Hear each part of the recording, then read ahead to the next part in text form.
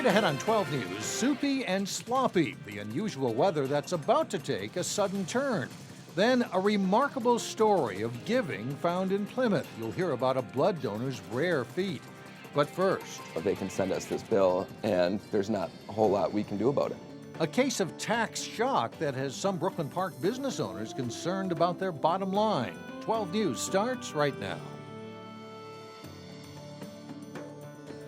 Rising commercial property taxes have some Brooklyn Park business owners sounding the alarm. Hello, everyone. I'm Mike Johnson. And I'm Alexandra Renslow. Local business owners are concerned that double-digit property tax increases could spell the end of their business.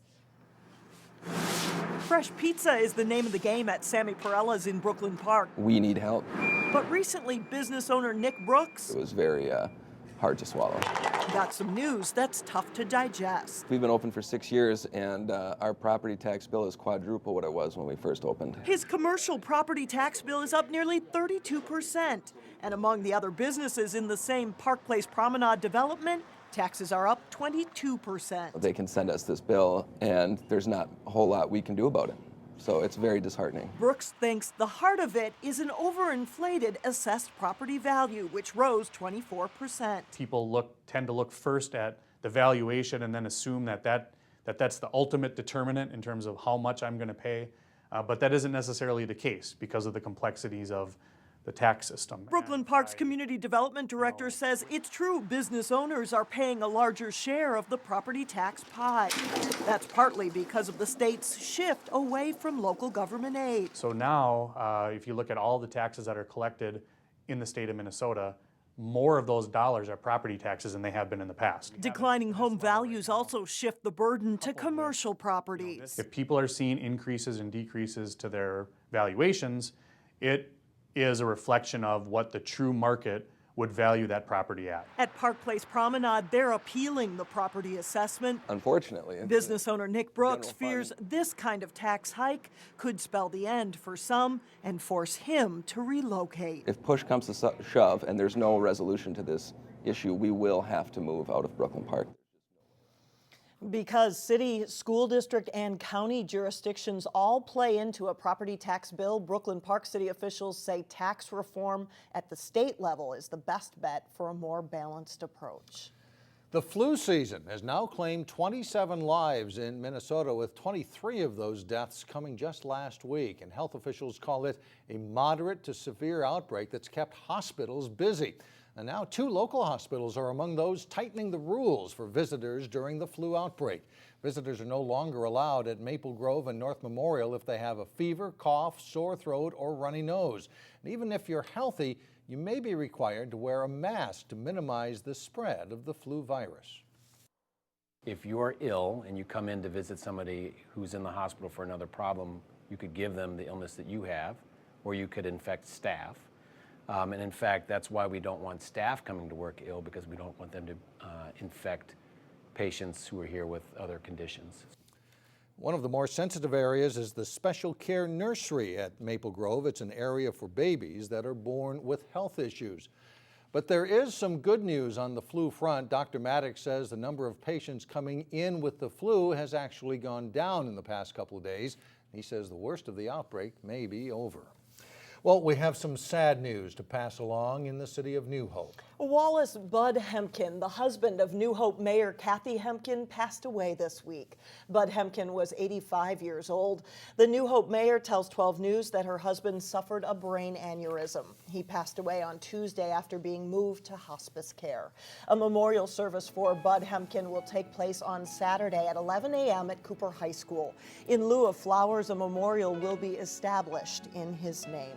And on a personal note, Channel 12 loses a dedicated viewer. Kathy Hemken says her husband watched us every day at noon and 4. We could be getting another taste of an unusual winter. A weather watcher in New Hope says the overnight low of 34 degrees this morning may turn out to be a record warm temperature for this date. And take a look at what 30 hours above freezing has done to this ice rink in Crystal. What used to be a smooth surface of ice is now wall-to-wall water and slush. It has a couple inches of water on it in some places. While motorists skidded on some icy patches this morning, it was mostly a sloppy, wet mess. The question now is what happens to all that water when it suddenly drops below freezing again this weekend? Local street department workers hope the water drains off before it all turns to ice. A lot of our streets south of the railroad tracks up by on 52nd have been reconstructed, and they now have a crown in the road. Those will drain off fairly well.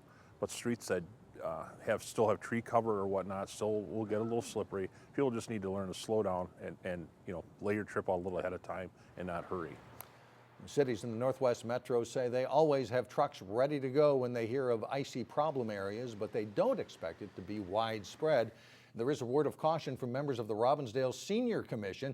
It's cautioning seniors to be extra careful on sidewalks and parking lots. Golden Valley fire investigators are looking into the cause of a fire that badly damaged a home. The fire broke out around 3 p.m. Thursday at the home in the 1300 block of Orkla Avenue North. We're told the first arriving firefighters encountered an extensive fire upon entry. 2 people inside the home were able to make it out safely. No one was hurt. If you haven't done so already, Sunday is the deadline for residents in the Osseo School District to provide online input about budget cuts. The district must chop $11 million from its budget for the next 2 years. It's expected that reductions will come in the form of staffing cuts as well as cuts to academic and extracurricular programs. District residents can find the survey online at the Osseo School District's website. The photo you see here is a little closer to reality today. Surly's proposed $20 million destination brewery received a major victory to build on land in Minneapolis near the U of M campus. The Brooklyn Center-based brewery was awarded 2 grants this week, including a $1 million grant from the state for cleanup costs at its preferred site. The site is a former waste dump, and Surly Brewing needed funding for environmental cleanup. Surly is now awaiting one final grant from Hennepin County, a decision that's expected to come later this month. Well, still ahead, a donation story that's just plain amazing. You'll meet a blood donor with a remarkable gift of giving. And later in sports, the Park Center boys basketball team looks to rack up another win in a big season for the Pirates. But first, it's your AccuWeather forecast.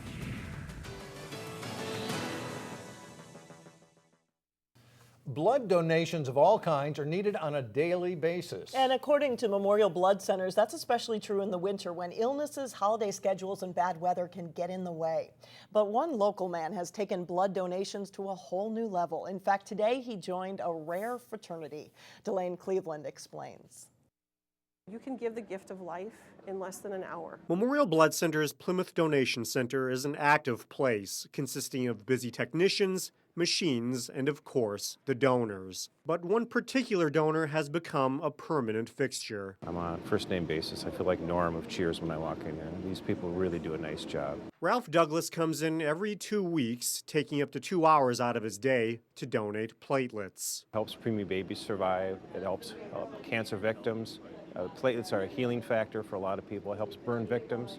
It's my way of giving back. I've been blessed in a lot of different ways. His dedication has not gone unnoticed by staff members. You see, they use his photo for marketing materials. Our staff loves it when he comes in.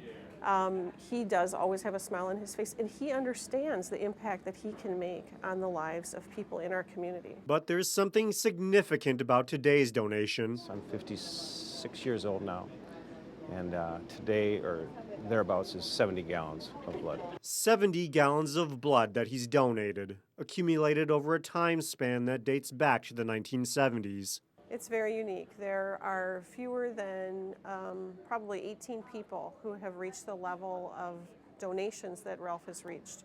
And it takes a lifetime. A lifetime spent touching the lives of others who have benefited from his generosity, such as the police officer he met 4 years ago who was shot in the line of duty. He got emotional, a few tears, and said, "Guys like you saved my life." And 6 months later, I walked my daughter down the aisle because of that. It's stories like that which keep Ralph coming back month after month. I've been blessed in many ways with wonderful marriage, sobriety, and it's just my way of giving back. In Plymouth, Blaine Cleveland, 12 News. When Ralph was asked how long he'd like to continue donating, he said that as long as he's healthy, he will keep coming back. Kind of like Norm at Cheers, Yeah. They'll take him, right? So cool, all right. Coming up, how students are climbing into uncharted territory for their musical at Osseo High School. And up next in sports, 2 of last year's state girls basketball champions go head-to-head. John Jacobson with that and more in just a moment. John Jacobson with sports, and hard to keep a good team down very long. I mean, they're going to come back. That's right. Park Center rebounded. Lost to De La Salle last week, but they coming back and back into conference play and pick up another win Thursday. Park Center's boys basketball team bounced back from its only loss of the season to resume its winning ways this week. Top-ranked Pirates were at home to face Blaine in a Northwest Suburban Conference game. Isaiah McKay takes the quick dribble here and pops the baseline jumper for the Pirates as they grab a 10-8 lead. McKay scores 13 points total. Trayton Daniels weaves his way to the hoop to score, plus a foul to put the Pirates up 5. He pumps in 18 on the night. Our own Farrar does a great job of drawing the defender, then slipping it to Jake Tanner for the 3, and Park Center is up 9 at halftime. And they build on that lead. Quentin Hooker ahead to McKay, and he keeps it moving to Tanner for a corner 3. Tanner has 10 points in the night, and it's 44-30. Hooker swings the ball cross court to Farrar for a 3-pointer. As the Pirates win 85-65, they are now 12-1. The Hopkins girls basketball team lost a rare game earlier this week when they were beaten by Centennial. They faced a tough opponent Thursday to try to avoid a 2-game losing streak. The Royals at home to take on the number 2 team in Class 3A, De La Salle. Taylor Anderson runs the break and scores for Hopkins. Alina Starr drives and hits the tough shot for De La Salle, plus the foul. She nets 15 points in the game. Nia Holly weaving her way through the Islanders' defense, hits the floater. The Royals lead 38-27 at halftime. Nice ball movement early in the second half. Nia Coffey to Michaela Shackelford. Erin O'Toole finishes with 2 of her 17 points. And then Shackelford tracks down the loose ball, gets it to Anderson to the hoop. And the Royals start the half on a 12-2 run.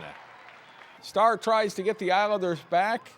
She'll get the basket and the foul here, but Hopkins is too much this night. O'Toole rips the rebound away and passes to Anderson, who outlets to Nia Coffey for the basket. Hopkins wins 90-64. And a big win for the Osseo girls. The Orioles whipped Centennial, the only team to beat Hopkins this season, 67-47. Osseo led by 2 at halftime before breaking it open in the second half.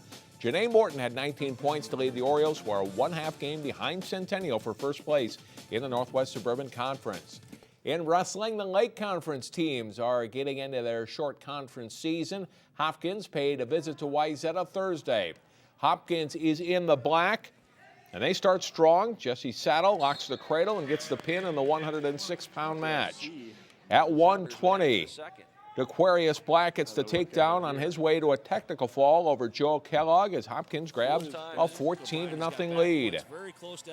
Wayzata gets on the board in a big way in the 126-pound match, and one of their top guns is 3-time state entrant Nick O'Brien. It's Andy Becker in trouble, gets the pin, and the Trojans come back as started.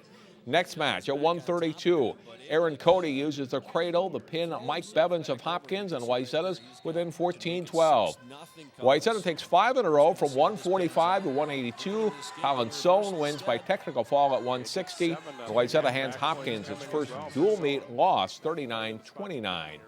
In boys hockey, Champlin Park is looking to build a little momentum. The Rebels were aiming for their 4th straight win when they hosted Armstrong.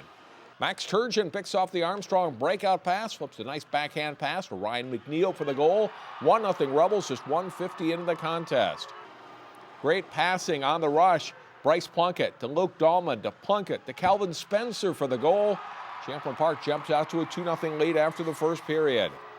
In the second, the Rebels stretch the lead on the power play. Scott Lassard blasts it home. 3-0 Champlin Park. Armstrong gets 1 in the third period. Shea Borer springs Christian Evans for the shorthanded breakaway. He goes 5-hole to score here, and they trail 5-1. A good night for Champlin Park. Dahlman takes the pass and circles the net to score on the wraparound, and Champlin Park wins it 6-2. And that's a look at sports for today. All right, thanks a lot, John. Still ahead, a performance at Osseo High School where students aren't holding back. A time-honored tale, it gets a new twist when we come back.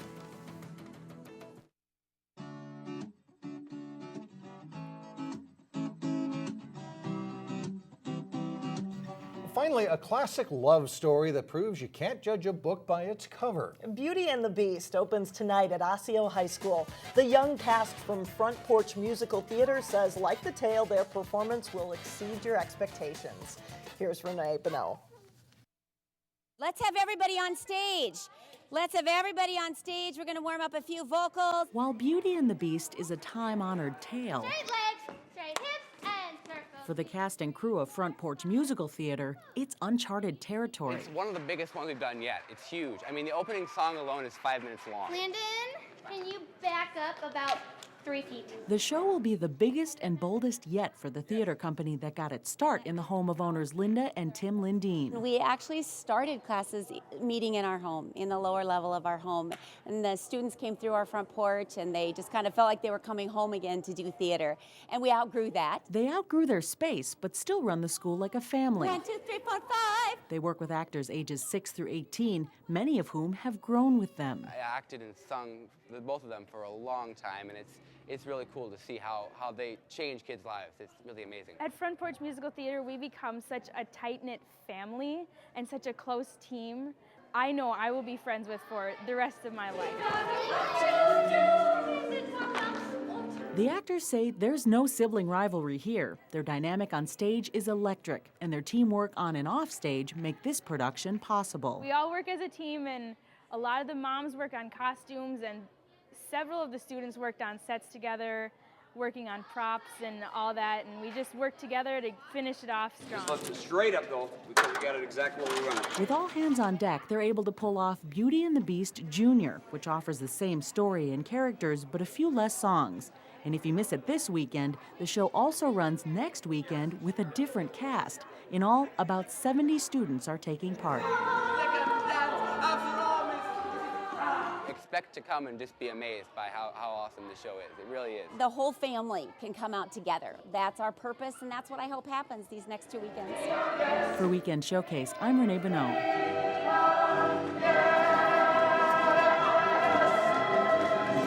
Beauty and the Beast runs this weekend and next weekend at the Osseo High School Auditorium. Tickets are $12 for adults. Children and students are $8. You can see what an undertaking that is. That's a huge show, but it looks like a ton of fun. Yes. Wow. That does it for us. Thanks so much for joining us. Stay with us. Community Corner is coming up next. And have a great weekend, everyone.